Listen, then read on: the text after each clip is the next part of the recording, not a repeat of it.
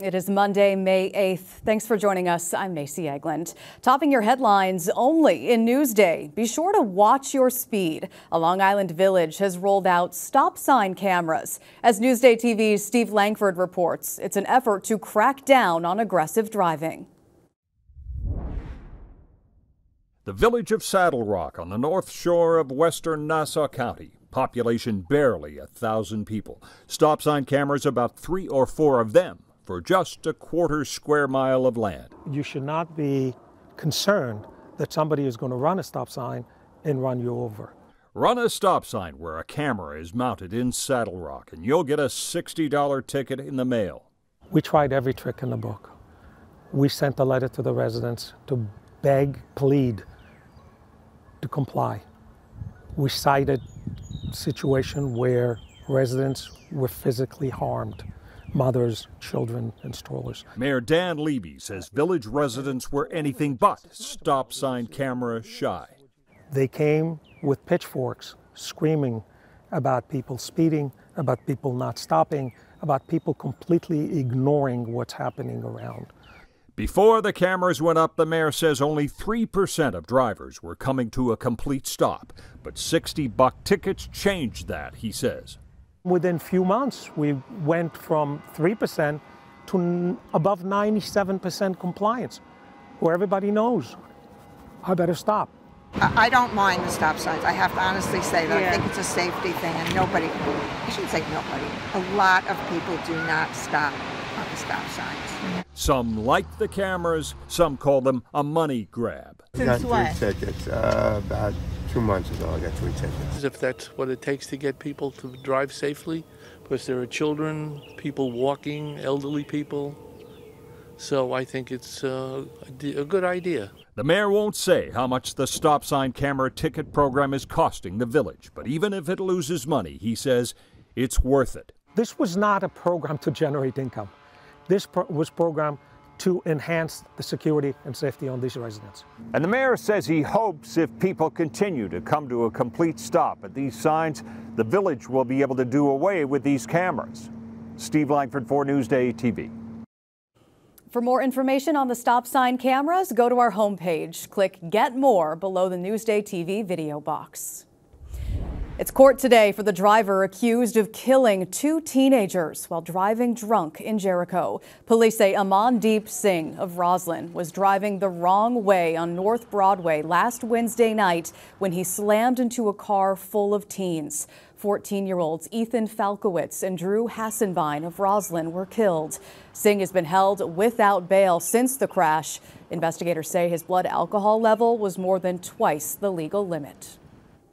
The desperate search continues right now for a missing boater in the Great South Bay. This is the scene today. Police say the 28-year-old Massapequa man was alone on a speedboat yesterday afternoon when he fell overboard off Babylon. A hunt for a killer in Nassau County. Police say a 26-year-old man was shot multiple times. This happened last night on State Street in Newcastle. No word yet on a possible motive.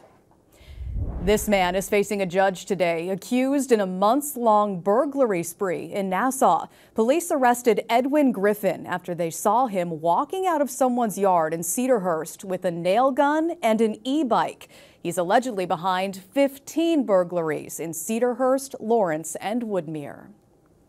A Suffolk grand jury could bring criminal charges against CPS workers involved in the Thomas Valva child abuse case. This is a story you'll see only in Newsday.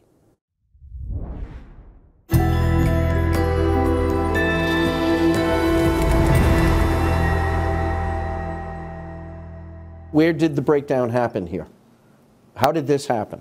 Many Long Islanders still asking those questions after the death of Thomas Valva. Now, a Suffolk County grand jury is looking into it. The probe could focus on the actions of Child Protective Services caseworkers, law guardians for the Valva boys, and other officials involved in their care. The subpoena power of this grand jury could potentially lead to a lot more answers regarding what happened to little Thomas before his death and if it could have been prevented. There were numerous occasions where Child Protective Services were notified of it. They were well aware of what was going on in that home. Retired state Supreme Court Judge William Condon presided over the Michael Valva trial. We can never let this happen again. And says the DA's grand jury investigation is appropriate. The panel has the ability to call key witnesses, including Thomas's siblings or caseworkers, and subpoena CPS documents, which were not seen in the Valva trial. Professor Fred Klein of Hofstra Law School says it could force the truth. If they are found to have lied, they can be criminally prosecuted for perjury. In New York State, it is not a crime to lie to a police officer or another investigator, but it is a crime to be sworn in to testify in a grand jury and then to purposely lie. Based on the findings, the grand jury could release a report potentially naming specific people who would be given a chance to respond.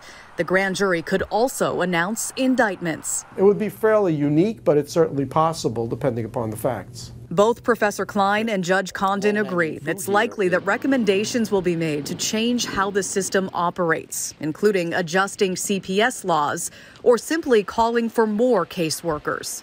This is tough work. These people have a very, very difficult job. And if you have a caseload that is too burgeoning and you feel like you can't responsibly handle all of it, sometimes mistakes are made. It could be months or even a year before we see a grand jury report or possible indictments. These investigations are secret, and Judge Condon says it is a crime for anyone to talk about what's happening inside a grand jury. Thomas's father, Michael Valva, and stepmother, Angela Polina, were both sentenced to 25 years to life in prison. For more on the grand jury investigation, go to our homepage and click Get More below that NewsdayTV video box. We have an update now on that crippling hack attack in Suffolk County. The Special Legislative Committee investigating the cyber attack is expected to vote on issuing subpoenas today. The Cyber Intrusion Investigation Committee is looking into the circumstances surrounding that September ransomware breach. Well, another big step today for Las Vegas Sands in their quest to build a casino in Nassau. Today, the County Rules and Finance Committee is expected to approve the $4 billion casino resort proposed for Uniondale. Now, the full county legislature meets later this month. Even if approved, the company still needs a state gaming license. Coming up only in Newsday. When I got the offer, it was so exciting. It's always something like a dream come true. Meet Sophie Pratt, the standout Long Island gymnast, about to be part of a groundbreaking gymnastics program. Plus, we are a bunch of boss babe female entrepreneurs. We're all moms. We all just got together and we decided to be a community over competition. And we're talking to the Boss Babes. Our Elisa DiStefano shows us the special bond between these women business owners. But first, let's take a look at your hyperlocal weather. Taking a look outside right now at Tiana Beach in Hampton Bays. Beautiful out there. Partly cloudy this afternoon. Highs around 75 degrees. Should be a nice day. Tonight, around 50. Tomorrow, a bit cooler. Highs in the low 60s. Mostly cloudy as well. Let's take a look at your future cast over the next 48 hours so you can plan out your day. We'll take a look at your 7-day forecast coming up. High School Sports is sponsored by PC Richard & Son.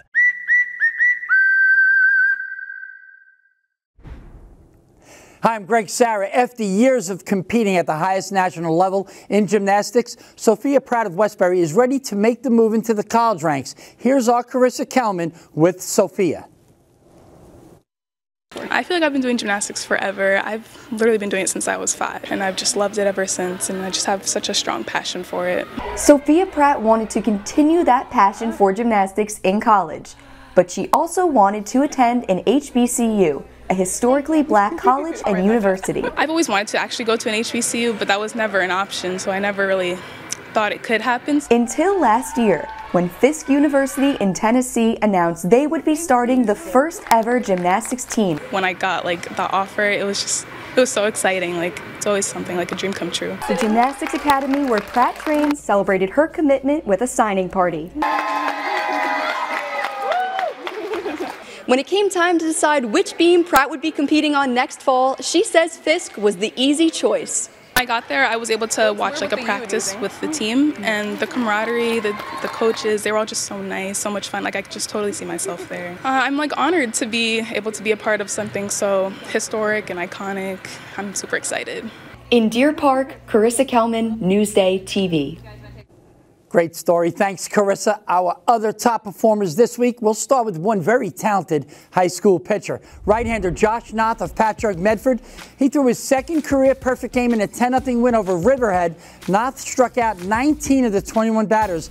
He has 82 strikeouts in 30 1/3 innings pitched, and he's allowed only 3 hits.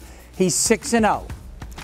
In softball, junior Kiara Bolito of Floyd, she went 4 for 5 and hit a 2-run home run in the Colonials' 5-4 win over Newfield. It was her 5th home run of the season. And in boys lacrosse, senior Joe Battaglia, he had 10 goals and 2 assists to lead Belmore JFK to an 18-11 win over Glen Cove in Nassau Conference B. And in flag football, Olivia Agunzo, she threw for 5 touchdowns and ran for another as Division beat the defending Long Island champion from Belmore Merrick 44-32. Agunzo, she completed 16 passes for 252 yards and ran for another 80 yards. Quite the day. Well, that'll do it for this week's top performers. You can read more about our athletes of the week on our homepage. Click Get More below the Newsday TV video box. Thanks for watching. I'm Greg Sarah.